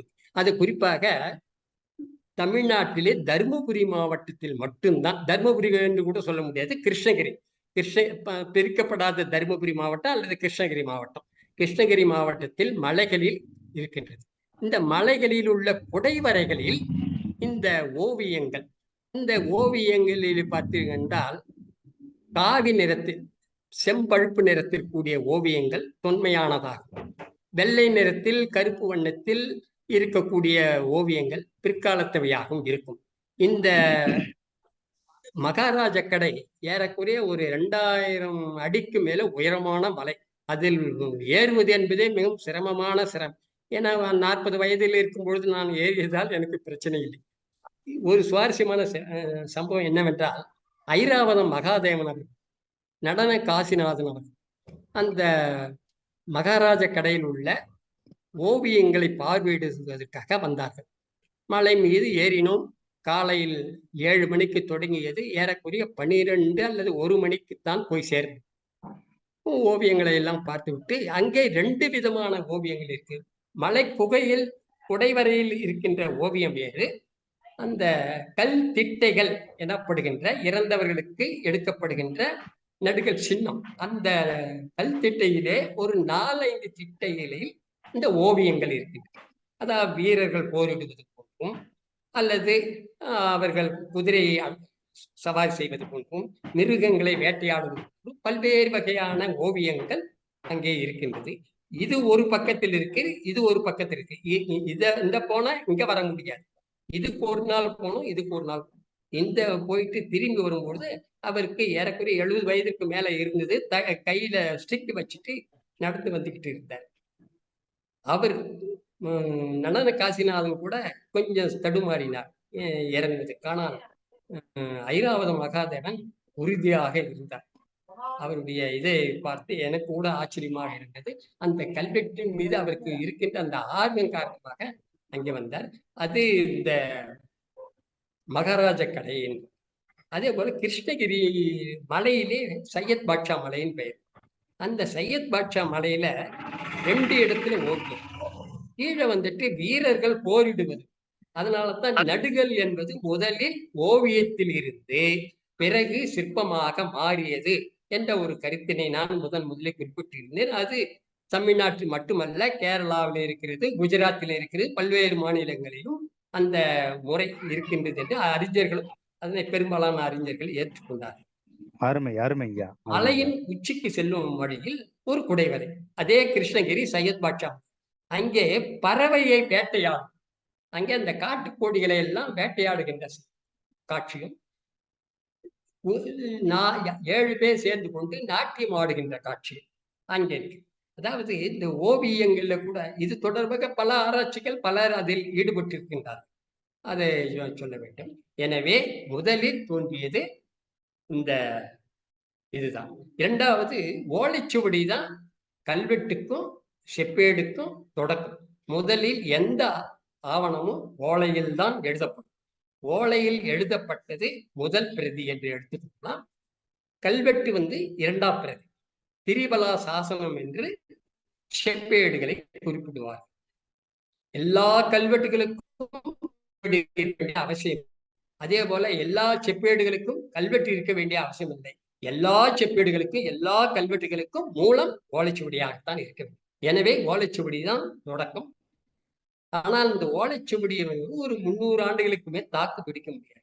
எனவே காலந்தோறும் ஓலையை பிரதி செய்வார்கள். அவ்வாறு ஓலையை பிரதி செய்யும் பொழுது அதிலே சில பேர் கவிஞராக இருந்து விட்டால் அவர்களுடைய பாடல்களும் சேர்ந்து, அதுதான் மிகைப்பாடல் அல்லது வெற்றிப்பாடல், வெள்ளிப்பாடல் என்று பலவாறு குறிப்பிடும். கம்பராமாயணம் எடுத்துக்கொண்டீர்கள், எல்லா சுவடிகளும் ஒரே அளவில் பாடல்கள் இல்லை. வேறுபடுகின்றது. அதற்கு காரணம் அந்த நகல் செய்தவர்களுடைய துறையை சேர்ந்த அந்த கம்பராமாயணத்தை பற்றி ஒரு சுவாரஸ்யமான செய்தி சொல்ல வேண்டும் என்றால், ஒரு சுவடியிலே உண்மையான பாடத்தை கண்டறிவதற்காக 49 ஓலைச்சுவடிகளை, கம்பராமாயண ஓலைச்சுவடிகளை வைத்துக் கொண்டு ஓராண்டுக்கு மேலாக ஆய்வு செய்து அந்த நல்ல பாடத்தை எடுத்ததாக ஒரு குறிப்பு ஒரு ஓலைச்சுவடியில் இருக்கு. அது மட்டுமில்ல, அந்த ஒவ்வொரு ஊரிலும் ஒவ்வொரு காண்டம் நகல் செய்திருக்கிறார். அந்த நகை யாருக்காக செய்யப்பட்டது, யார் செய்தது, எப்ப தொடங்கியது, எப்ப முடிந்தது, இது போன்ற எல்லா செய்திகளும், இதுவும் ஒரு வகையான வரலாறு. அதாவது சுவடி எழுதப்பட்டனுடைய வரலாறு. இது எல்லாம் நம்ம அந்த ஓலைச்சுவடியிலே நாம் பார்க்கின்றோம். எதுவும் இது மட்டமானதல்ல. ஒவ்வொன்றும் ஒவ்வொரு வகையில் சிறந்தது. சுவடி ஒரு வகையில் சிறந்தது, செப்பேடுகள் ஒரு வகையில் சிறந்தது, அவ்வாறே கல்வெட்டுகளும் ஒரு வகையில் சிறந்தது. நன்றிங்க. அதே மாதிரி இந்த குடிமியான்மலை கல்வெட்டு, இசை கல்வெட்டுன்னு சொல்றாங்களா ஐயா? எதுக்கு சொல்லுங்க? குடிமியான்மலை கல்வெட்டு, அதோட சிறப்பு நீங்க சொல்றீங்களா? குடிமியான் மலை கல்வெட்டை பொறுத்தவரையில 8க்கும் 7க்கும் உண்டு, பாட்டுக்கும் ஒரு பாட வித்தியாசமும் உண்டு. அது தொடர்பாக ஆய்வுகள் பல நடந்தது. அங்க அந்த இசை குறிப்பு உள்ள ஒரு இது குடிமியான் கல்வெட்டு இருக்கு. அதே மாதிரி இங்க வடகாடு மாவட்டத்துல இருக்கக்கூடிய மாமண்டி, அங்கேயும் உள்ள அந்த இசை பற்றி சொல்லக்கூடிய ஒரு குறிப்பு இருக்கு. அந்த இசை கர்நாடக இசைய தமிழிலிருந்து சென்றதுதான் என்று சிலரும், இல்லை இது புதிதாக உருவானது என்றும், அது மகேந்திரவர்மனே சங்கீர்ண ஜாதி என்ற பெயர் இருந்தது, அவர் கண்டுபிடித்தது என்று பல்வேறு கருத்துக்கள் இருக்கின்றன. ஆனால் நம்முடைய சங்க இலக்கிய தொடங்கி பார்த்தீர்கள் என்றால், இசை என்பது தமிழரோடு வாழ்வோடு பின்னி பிணைந்ததாக இருக்கு. ஏனென்றால் தொல்காப்பியத்திலே அந்த இசை பற்றிய குறிப்பு வந்துவிடுகிறது. இசை நுணுக்கம் இவன்ற ஒரு நூலெல்லாம் இருந்திருக்கிறது. இந்த தமிழ் இசைதான் கர்நாடக இசை என்ற பெயரிலே மாற்றடைந்திருக்கிறது. இன்னொரு இந்த இசை தொடர்பாக கருத்தை சொல்ல வேண்டும் என்றால், நான் சீர்காழியில ஒரு ஜானகிராம கனபாடிகள் என்பவரிடமிருந்து ஒரு 500க்கும் மேற்பட்ட வடமொழி கையெழுத்து பிரதிகள் பெற்றேன் எங்க துறைக்காக. எல்லாம் அனைத்தும் அவர் கனபாடிகள் சமஸ்கிருத வித்துவான், அவரிடமிருந்து பெற்று.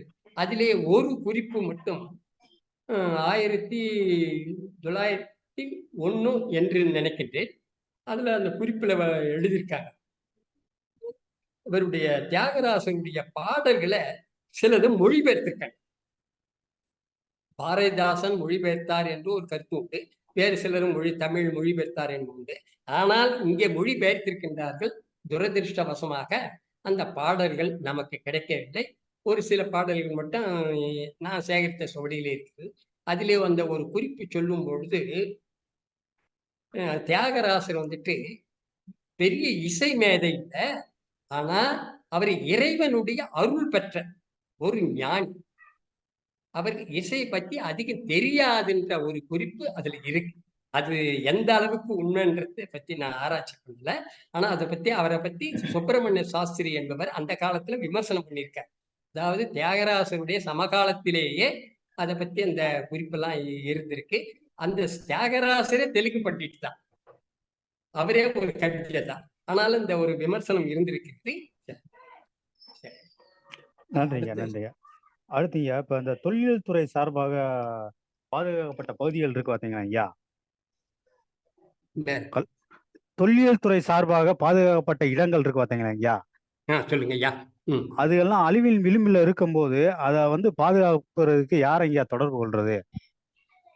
நல்ல கேள்விதான். அதாவது அரசு அல்லது துறை எந்த முயற்சி எடுத்துக்கொண்டாலும் உள்ளூரில் உள்ள மக்களுடைய ஒத்துழைப்பு இல்லாமல் எந்த பணியும் நிறைவேறும்.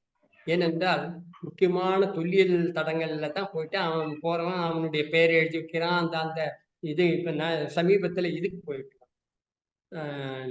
நாமக்கல் பக்கத்துல உள்ள கோயிலுக்கு போயிட்டு, அங்க பாத்தீங்கன்னா எல்லாமே அவன் போயிட்டு அவனுடைய பேரும் அவன் இதுவும் எழுதிட்டு அந்த கல்வெட்டு வேலி அது ஆமாங்க. இன்னும் சில இடத்துங்கள பார்த்தீங்கன்னா, அந்த கல்வெட்டு மேலேயே வந்துட்டு பதிகங்கள் எழுதியிருக்கிறார். இது எவ்வளவு தவறான செயல். பதிகம் பொறிக்கிறதுக்கு இடமா இல்ல.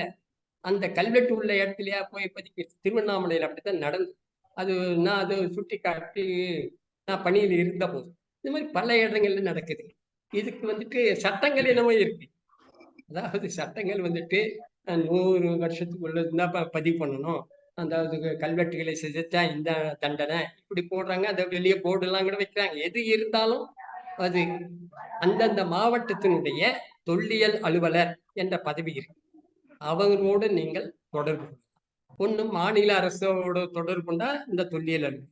அதே மாதிரி மத்திய அரசோடு தொடர்பு கொள்வதாக இருந்தால் திருச்சியிலுடைய அவர்களுடைய மண்டல அலுவலகம் இருக்கிறது. அவ்வாறே சென்னையில் கோட்டையில அவர்களுடைய அலுவலகம் இருக்கிறது. அங்கே நீங்க தொடர்பு கொள்ளலாம். பழமையான கோயில்கள் கல்வெட்டு உள்ளது, சிற்பங்கள் உள்ள கோயில்கள் என்றால் அதற்கு அரசு உதவித்தொகையும் வழங்கி அந்த கோயிலை அரசாங்கமே எடுத்துக்கொண்டு அது பணியெல்லாம் செய்கிறாங்க. அதுல நீங்க தொடர்பு கொள்ளலாம். பொதுவாக நீங்க அந்தந்த மாவட்டத்தினுடைய தொல்லியல் அலுவலரோடு தொடர்பு கொள்ளலாம். நன்றிங்க, நன்றிங்க.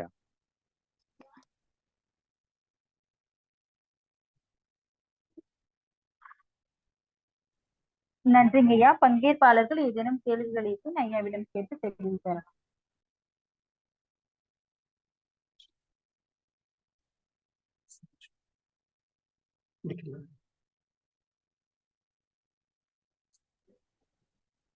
ஐயா நீங்க இப்ப பிடிஎஃப் வந்து ஷேர் பண்ணிருக்கோங்க இல்லையா, அது தொடர்பா ஒரு பார்வை பார்த்துடலாங்களா?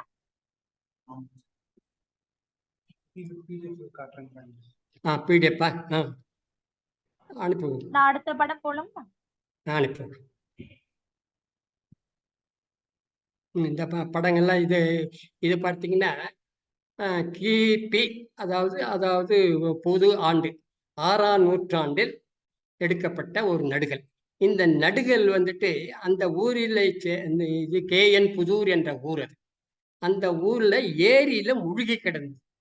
அந்த ஊரை சேர்ந்த ஒரு இளைஞர், ஆதி திராவிட வகுப்பை சேர்ந்தவர். அவர் அதை வரைந்து எனக்கு அனுப்பி வைத்திருந்தார். உடனே என்னுடைய உதவியாளரோடு சென்று அந்த கல்வெட்டை படியெடுத்து, அப்பொழுதுதான் அது மகேந்திரவர்மன் காலத்தில் வெட்டப்பட்ட ஒரு கல்வெட்டு, இன்னொன்று நரசிம்மவர்மன் காலத்தில் வெட்டப்பட்ட கல்வெட்டு என்று தெரிய வந்தது. அங்கே இந்த நடுகல் வீரன் போரிட்டு மாண்டதற்காக அந்த 2 நடுகர்களும் அமைந்தது. அது தொடர்பாக சில கட்டுரைகளும் எழுதப்பட்டிருக்கு. பக்கத்தில் உள்ளது கிருஷ்ணனுடைய உருவம், சந்தான கிருஷ்ணன். சரி,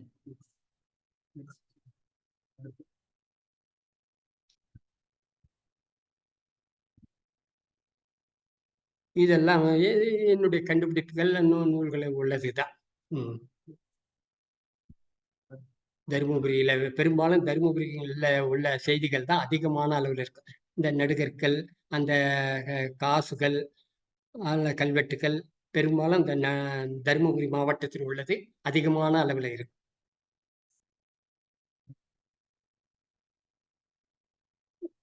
இதுதான் வந்துட்டு இது இந்த ஜாடி இந்த ஜாடி வந்துட்டு ஒரு தனிப்பட்ட நபருடைய குழியிலிருந்து தோண்டி எடுக்கப்பட்டது. இதுவும் கூட இந்த பெரும் கற்காலத்தை சார்ந்தது. முதுமக்கள் தாழி எப்படி இருக்கோ அதே மாதிரி இது வந்துட்டு இந்த ஜார் இது கண்டுபிடிச்சது. இதை மாதிரி ஜார் நிறைய கண்டுபிடிச்சிருக்காங்க அகழ்வாய் குழிகள். சரி,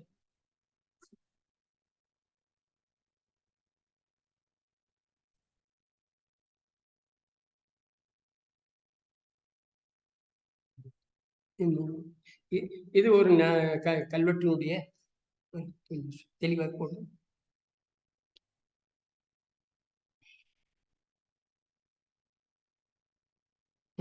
அந்த 18ஆம் இந்த தங்க காசு, அதாவது திடீர்னு இந்த நிலத்தையோ வீட்டையோ தோண்டும் போது சில இடத்துங்கள்ல காசு கிடைக்கும். அது தங்க காசா இருக்கும், வெள்ளி காசா இருக்கும். சில தங்க காசுகளும் அவ்வாறு கிடைத்திருக்கு. அந்த தங்க காசுகளை எல்லாம் துறை சார்பாக வாங்கிட்டு எங்களுடைய அலுவலகத்திலே சேர்த்திருக்கோம். அதுல பார்த்தீங்கன்னா விஜயநகர அரசர் காலத்து காசுகள்லாம் இருந்திருக்கு.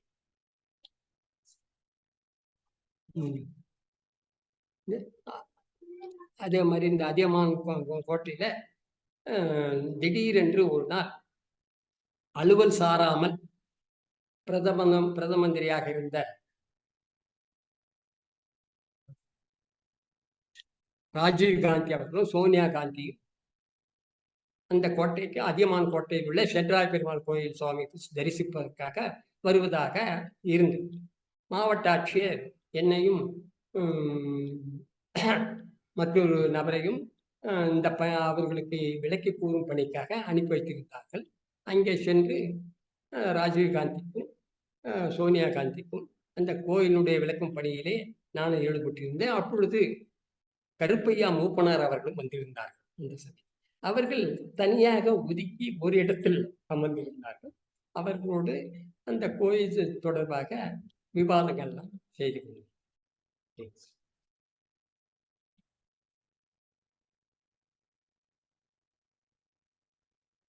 இது அந்த கற்கால ஆயுதங்கள். அது தருமபுரியில் பார்த்தீங்கன்னா வழிபடுறாங்க.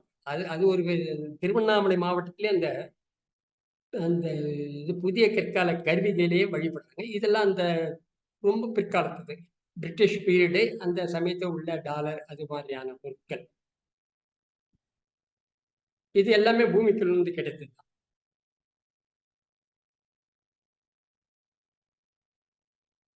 அதாவது இந்த காசு கிடைச்சது சொன்னேன்ல, நவலையில கிடைச்ச அந்த காசுக்கு இந்த தினமலர்ல முதல் பக்கத்துல இந்த செய்தியை வெளியிட்டிருந்தார். இதுதான் 2500 ஆண்டுகளுக்கு முற்பட்ட பஞ்சு மார்க்கெட் காயின்.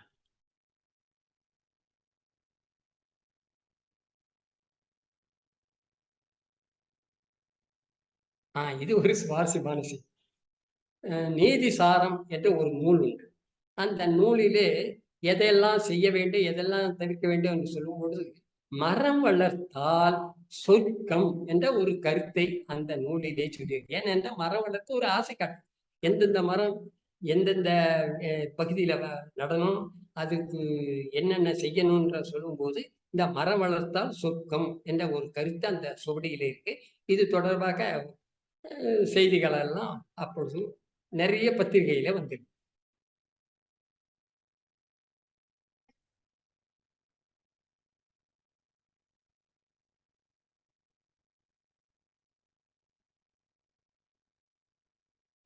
அது அந்த கிருஷ்ணகிரி தொடர்பானது.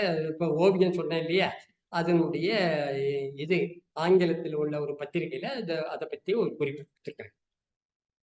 கிருஷ்ணகிரி பாறை ஓவியங்கள்.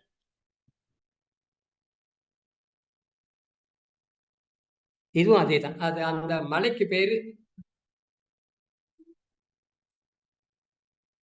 அமிஷா மலை.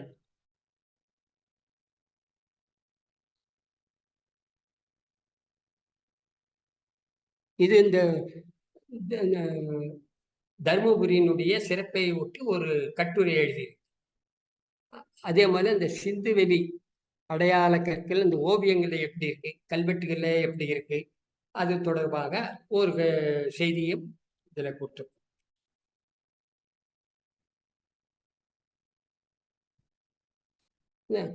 இது வந்து தருமபுரியில வாங்கின ஓலைச்சுவடி.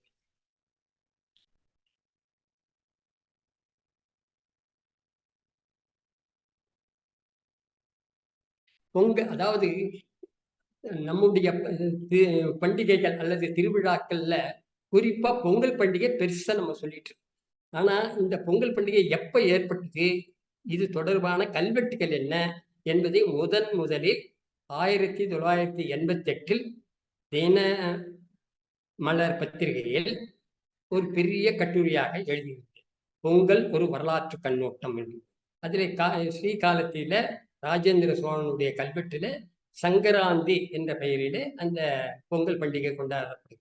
ஒவ்வொரு காலகட்டத்திலும் அந்த பொங்கல் பண்டிகை எவ்வாறு இருந்தது என்பதை விளக்கி கடைசியாக மராட்டியர் காலத்தில், அதாவது மராட்டியர்கள் ஆட்சியின் போதுதான் தமிழ் பள்ளிக்கூடங்களுக்கு கரும்பும் வாழைப்பழமும் கொடுத்ததாக மராட்டிய ஆவணங்கள், மோடி ஆவணங்கள்ல குறிப்பு இருக்கு.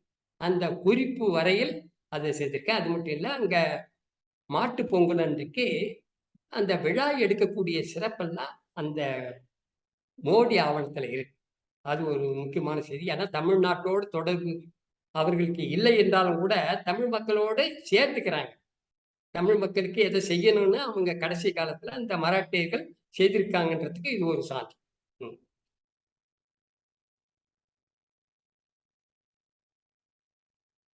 இதுதான் இந்த ஓவியங்கள் சொன்னப்பா. அந்த பல இடத்துங்கள மகாராஜா கடை, கிருஷ்ணகிரி, தாளப்பள்ளி, மல்லசமுத்திரம், இப்படி பல ஊர்கள்ல பல்வேறு வகையான ஓவியங்கள். அதுல புலியை அடக்கிற மாதிரி அல்லது குதிரை மீது சொல்ற மாதிரி இப்படி பல்வேறு வகையான அமைப்பு இருக்கு. இது தொடர்பாக இது ஒரு விரிவான ஆராய்ச்சி. இப்போ பல பேர் அதை ஆராய்ச்சி செய்துட்டு இருக்காங்க, இளைஞர்கள்.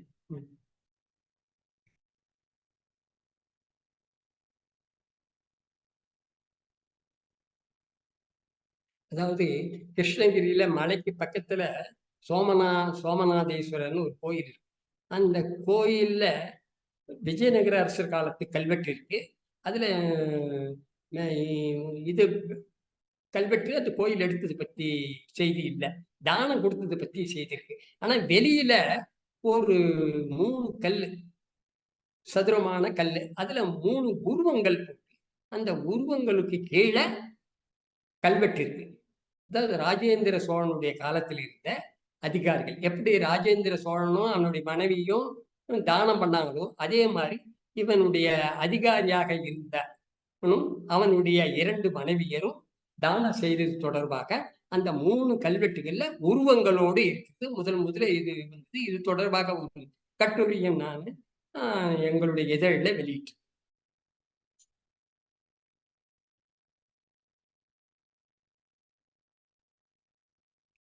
என்னுடைய நூல்களுக்கு பெரும்பாலான நூல்களுக்கு விமர்சனங்கள் வந்திருக்கு. தற்போது உள்ளதுல இந்த ஒரு நூலுக்கு ஒரு விமர்சனம். தினமணி, தினமலர், ஹிண்டு, இப்படி பல பத்திரிகைகள்ல வந்திருக்கு. இது இப்ப சமீபத்துல ஒரு ஒரு ஒரு 2 மாதங்களுக்கு முன்னாடி பார்வையிட்ட கல்வெட்டு. 500 ஆண்டுகளுக்கு முன்னே இங்க பூந்தமல்லி பக்கத்துல ஒரு ஊர்ல கோயிலுக்கு பக்கத்துல இந்த கல்வெட்டு இருக்கு. இது விஜயநகர அரசர் காலத்து ஒரு 500 ஆண்டுகளுக்கு உள்ளது. அந்த கோயிலுக்கு பத்தியும் பூந்தமல்லி பத்தியும் குறிப்பு இதுல வரும்.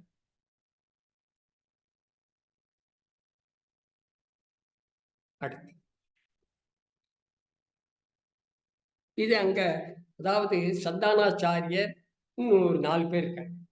அந்த சந்தானாச்சாரியருடைய காலம் என்ன என்பதை ஒரு கட்டுரையாக கல்வெட்டு அடிப்படையில் சந்தானாச்சாரியரை பல பேர் எழுதியிருக்காங்க. இப்படி அதுல காலம் பொருந்தி வரக்கூடியதை நம்ம மெய்கண்டார், அருள்நிதி சிவாச்சாரியார், மறைஞான சம்பந்தர், உமாபதி சிவாச்சார், இவங்க 4 பேர் தான் சந்தானாச்சாரியர்னு சைவ சமயத்துல சொல்லுவாங்க. இவங்களுடைய காலம் என்ன என்பது தொடர்பாக எங்களுடைய மாதாந்திர சொற்பொழிவு நடக்கும்போது அது தொடர்பாக நான் பேசுறேன்.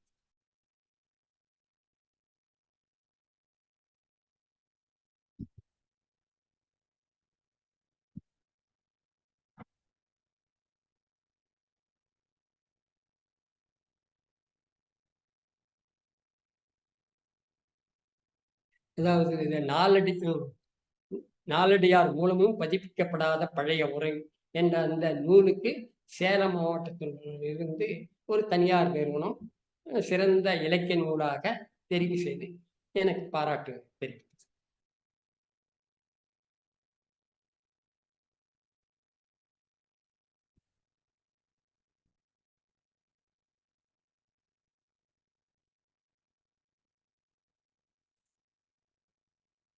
இதே மாதிரி நாகர்கோயில் இருக்கக்கூடிய 23வது குருமகா சன்னிதானம் திருவாவடுதுறை ஆதீன செப்பேடு நூல் வெளியிட்ட போது என்னை ஆசீர்வதித்து மோதிரம் அணிவிக்கின்ற காட்சி அது.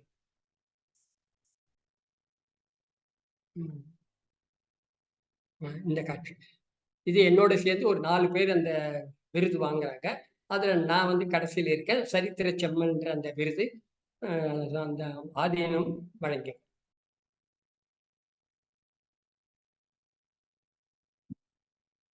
இது திருவாவடுதுறை ஆதீன வரலாறு என்ற நூலுக்காக தமிழ்நாடு அரசு தமிழ் வளர்ச்சித்துறையினுடைய முதல் பரிசை பெற்று அங்க அமைச்சர்கள் எனக்கு அந்த இது வழங்குங்க. மேடையில கலைஞர் உட்கார்ந்துருக்காரு.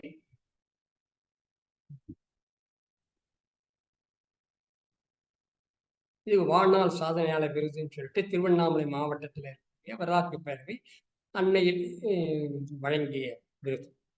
நடுகற்கள்ல என்னுடைய கவனம் செலுத்துவதற்காக கொடுக்கப்பட்டது.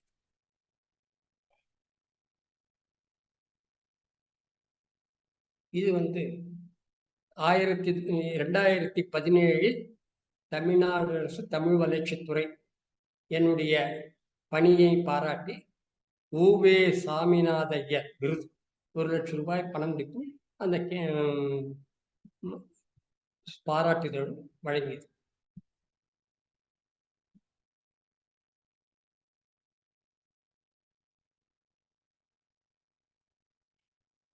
இதெல்லாம் நான் எழுதிய சில நூல்கள். இதெல்லாம் அதாவது சிறிய அளவில் எழுதப்பட்ட நூல்கள். அதில் சிவகீதையும் சித்தாந்த மரபு இருக்கு. இந்த நரசிம்மர் கோயில்கள் எந்தெந்த ஊர்ல இருக்கு, இப்பொழுது எந்த நிலையில இருக்கு என்பது தொடர்பாக அது என்னுடைய முதல் நூல் பிரகலாத சரித்திரம், தருமபுரி வரலாறு பிரகலாத சரித்திரம் முதல் நூல். அப்ப 2வது இங்க இருக்குது.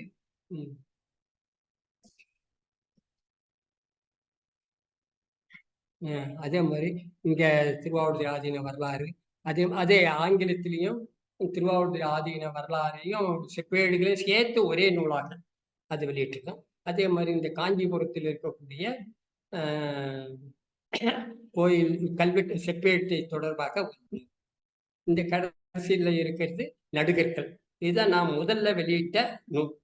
ஒரு 3-4 பதிப்புகள் வந்த பிறகு இதையே விரிவாக்கி 2 தொகுதியாக பிறகு வெளியிட்டோம் 2022. இதான் திருக்குறள் 4 தொகுதி வெளியிட்டதுல இது முதல் தொகுதி. இது அறத்துப்பாலை சேர்ந்தது. அது திருக்குறள் மணிவாசகத்தினுடைய பதிப்பு. இது அதே மாதிரி செப்பேடுகள் தொடர்பான நூல். இங்க வல்லம் தலபுராணம்னு சொல்லிட்டு 1799 உரையோடு கூடிய சுவடி. அதாவது எங்க துறையில் வெளியிடப்படாமல் இருந்து கடைசியில் உலகத்தமிழ் ஆராய்ச்சி நிறுவனம் மூலமாக வெளிவந்தது.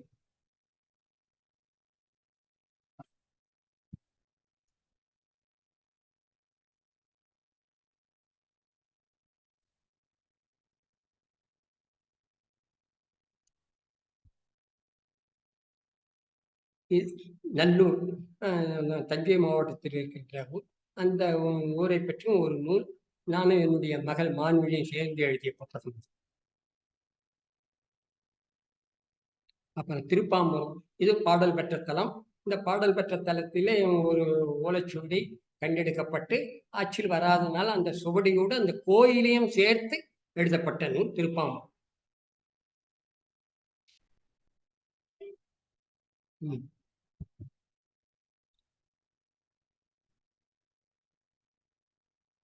இது அந்த 81 செப்பேடுகளும் தொடங்கிய மூலத்தோடு வெளியிடப்பட்ட நூல் திருவாவடுதுறை ஆதீன செப்பேடுகள். அந்த நூலுக்காகத்தான் திருவாவடுதுறை ஆதீன கர்த்தர் எனக்கு மோதிரம் அணிவிக்கிறார்.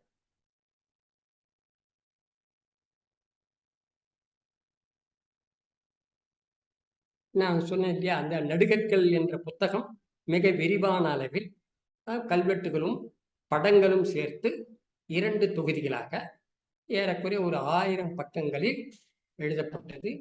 தமிழ்நாடு இயலிசை நாடக மன்றத்தின் உதவியோடு வெளியிடப்பட்ட நூல்.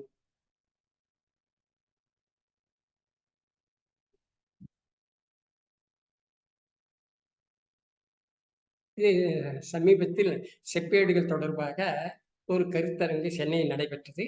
அதிலே அந்த செப்பேடு வெளியிட்டவர்களை வாழ்த்துவதற்காக என்னை அழைத்த போது நானும் சென்றிருந்து அவர்களை வாழ்த்தியது அதனுடைய நிலப்படங்கள்.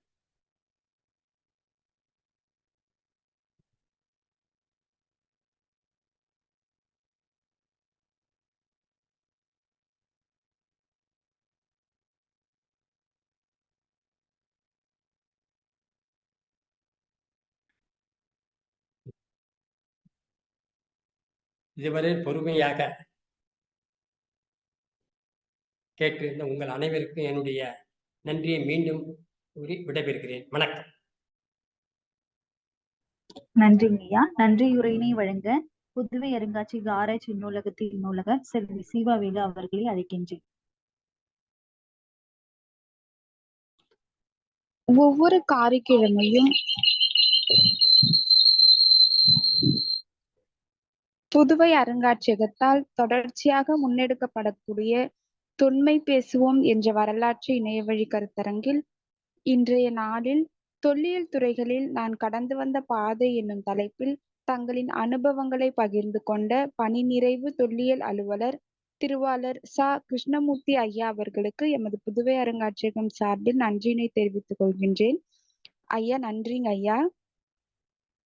மேலும் நிகழ்வில் கலந்து கொண்டு சிறப்பித்த அனைவருக்கும் எமது புதுவை அருங்காட்சியகம் சார்பில் நன்றியினை தெரிவித்துக் கொள்கின்றேன். நன்றி, வணக்கம்.